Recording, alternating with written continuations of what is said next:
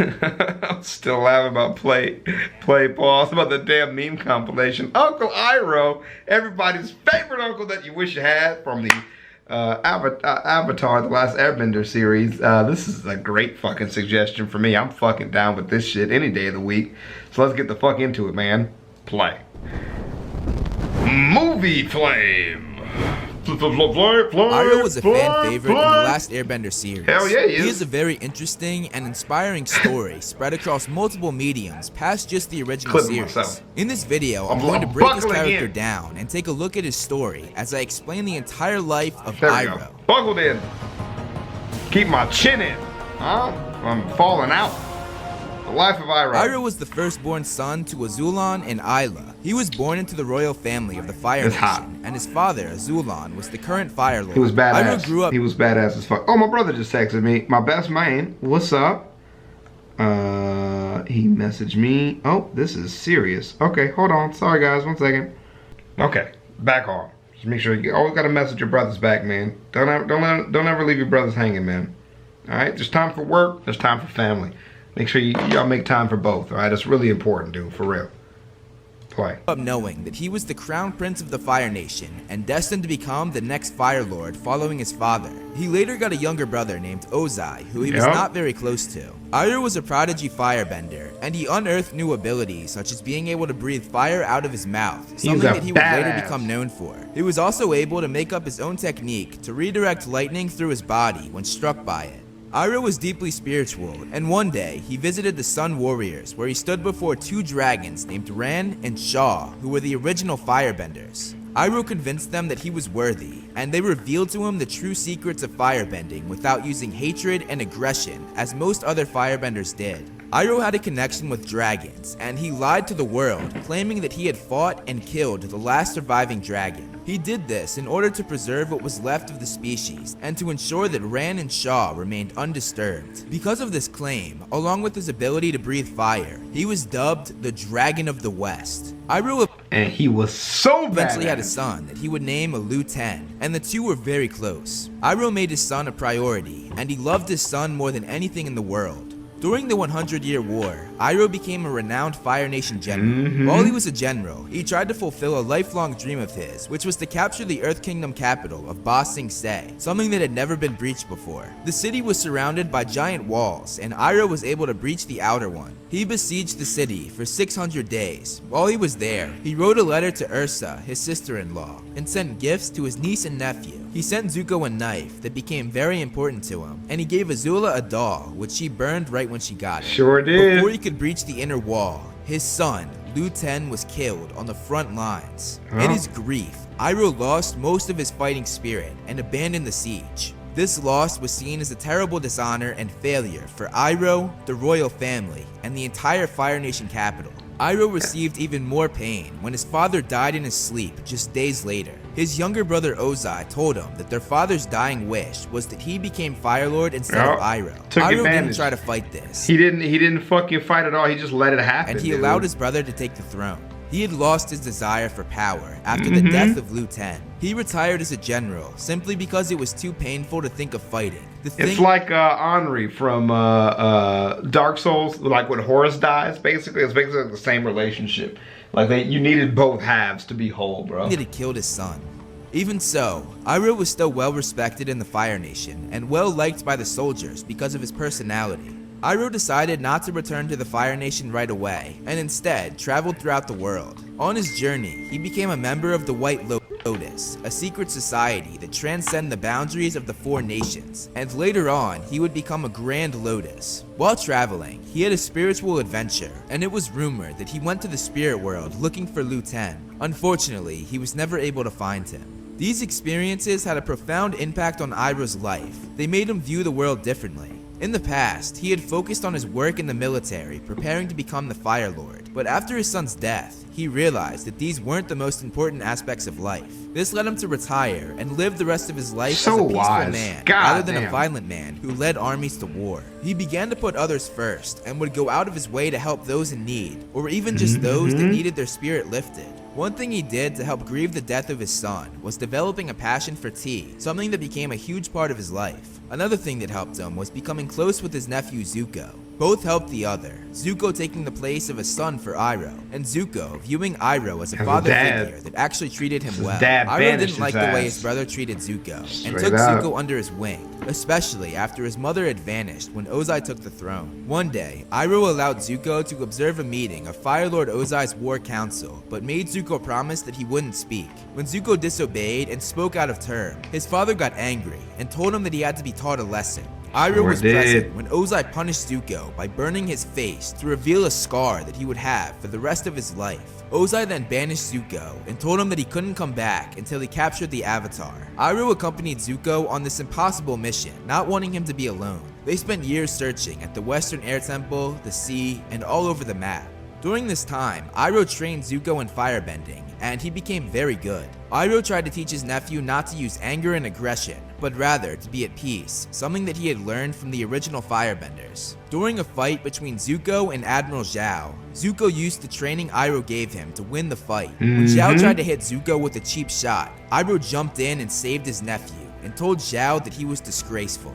Avatar Aang eventually returned after 100 years, and Zuko and Iroh started to pursue him. They captured him, or got close to capturing him many times, but every time they let him slip through their fingers. One day, Iroh was captured by Earthbenders that recognized him as the general that led the siege of Ba Sing Se. While he was captured, he was so connected with the spirit world that he was able to see Fang, Avatar Roku's dragon. He eventually escaped with the help of Zuko after smartly leaving a sandal behind for Zuko to track. Iroh and Zuko put into motion a plan to fool General Zhao after he tried to kill Zuko, and Iroh took on Zhao's offer to become his assistant general as they took over the Northern Water Tribe. On the way there, Zhao took a shot at Iroh, saying that this siege would be nothing like his legendary failure in Ba Sing Se. When Zhao killed the moon spirit, Iroh became angry and went after him. But Zhao, who was terrified of Iroh's power, got away before Iroh could get to him. Zuko captured Avatar Aang, but almost died from the cold during the siege. Luckily, Aang and his friends saved him, something that Iroh was very grateful for. Shortly after that, Iroh and Zuko were branded as traitors of the Fire Nation. After what is it called when you run away from the military? It's very simple terminology that I'm missing just to talk about this shit. God damn. Deserters, you know, but he was always on that path though. Even from the beginning, when you see, if you start using kindness when people want rage, you're already rubbing some people the wrong way. In the higher tier that you're supposed to be equalized, you're doing things extremely different, and that just doesn't work with their philosophy. Escaping Azula, Iroh's niece and Zuko's sister, they had to go into hiding. They each cut their top knots off, symbolizing their new lives. Iroh was able to adjust to a life of simplicity, humility, and poverty, but Zuko was not. This led to Zuko leaving behind his uncle and the two separating. Iroh kept an eye on his nephew, however, and jumped in a battle to ensure his safety. Iroh's niece shot him with blue lightning, and Zuko mended him back to full health. After failing to teach Zuko how to shoot lightning due to him being blocked by his emotional turmoil, he instead taught him the technique that he had created to redirect lightning when struck by it. Iroh and Zuko eventually moved to Ba Sing Se, where Iroh got the opportunity to open his own tea shop. One day, Iroh followed Zuko under Lake Laogai, where Iroh snapped on Zuko. He told him that he did not think things through, and said that this was exactly what happened when he captured the Avatar in the cold. He had him, but had nowhere to go. He told him that he would have frozen to death if they hadn't saved him. When Zuko told him that he knew his destiny, Iroh asked him if it was his own destiny or a destiny that someone else was trying to force on him. He begged his nephew to look inward and begin asking himself the big question: who was he and what did he want?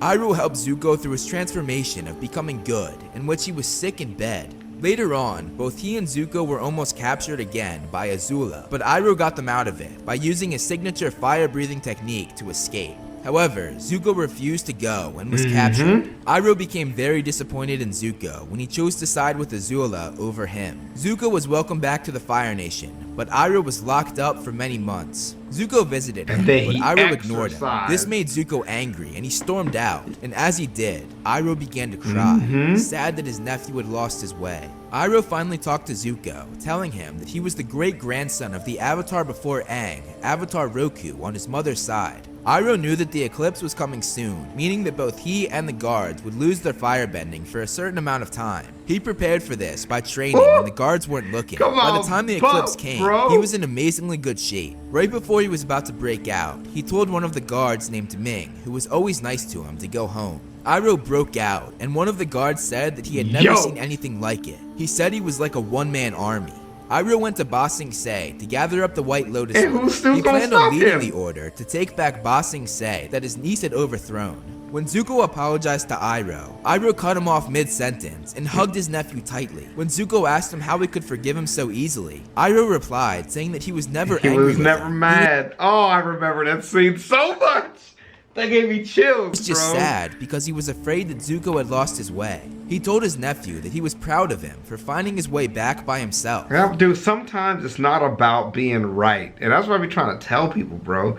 Like, some people, and they take that shit for granted. They'll take it for granted for so long. But it's not about being right. It's just about you doing right because you want better for people. It's good to hear that you're right. Yeah, it makes you feel good. It's what you want to hear. But when you watch the people's actions and they're not doing what they're saying, you still feel sad on the inside.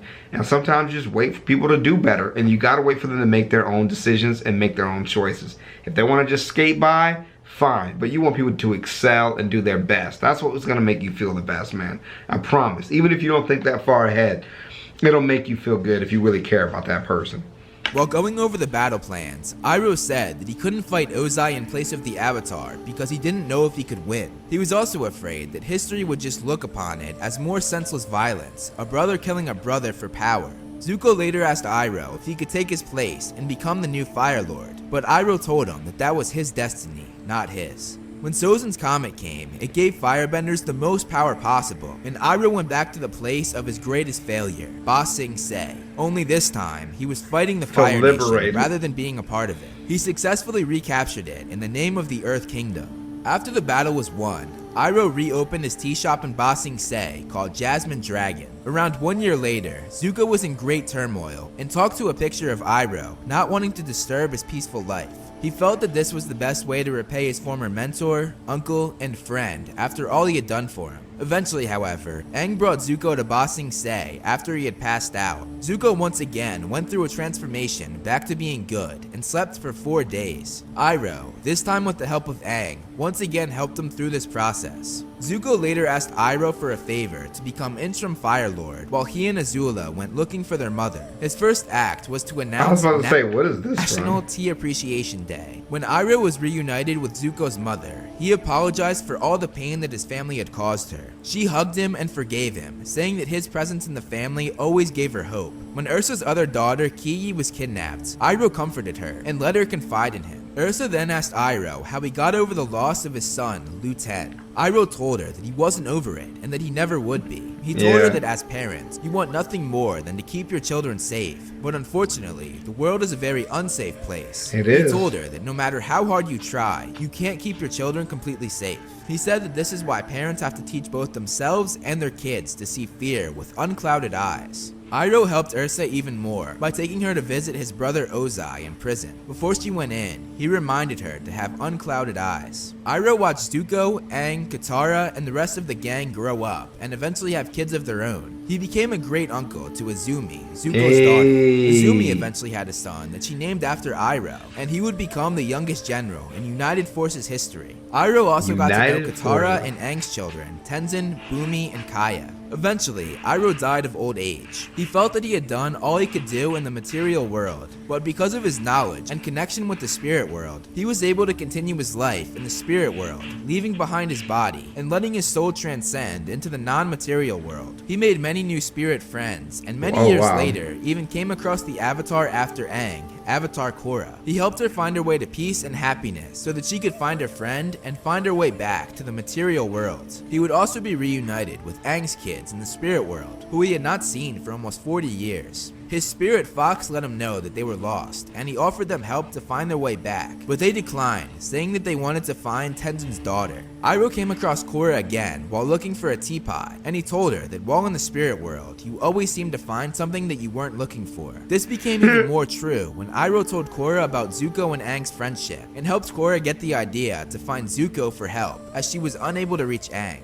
Iroh was a man that had great pain in his past. Amazing. But he used that pain to better Dude is himself great. and help people in any way that he could. He was a humble, wise, and gracious man that helped so many people through turmoil. Iroh left behind a legacy of kindness, patience, and wisdom to all those that were lucky enough to be touched by his presence. Yeah, dude, that was a fucking amazing ass video, dude. I'm gonna take this hot ass hat off. Jesus Lord, I'm out here burning up now, but it was an amazing clip. I was so fucking immersed in this. I was very surprised. Let me know if you guys want more, because I'll be shooting more anyways. I love it. Shout out to Movie Flame, amazing channel, amazing storyline, amazing breakdown, Crocs, and I'll holler at you guys later, man. Crocs, Peace. Crocs, Crocs, Crocs, Crocs, Crocs, Crocs, Crocs, Crocs, Crocs, Crocs. I'm rocking Crocs. I'm rocking Crocs. I'm rocking Crocs. Wearing Crocs, boy. I'm rocking Crocs. I'm rocking Crocs. I'm rocking Crocs. Wearing Crocs, boy. My Crocs are gold. My pops is old. My Crocs got soul. My Crocs are bold. I go to church wearing Crocs. I'm always turned wearing Crocs. My Crocs are great. Your Crocs are lame. With my Crocs, I can cross a lake. Crocs, Crocs, Crocs, Crocs, Crocs, Crocs, Crocs, Crocs, Crocs, Crocs, Crocs, Crocs.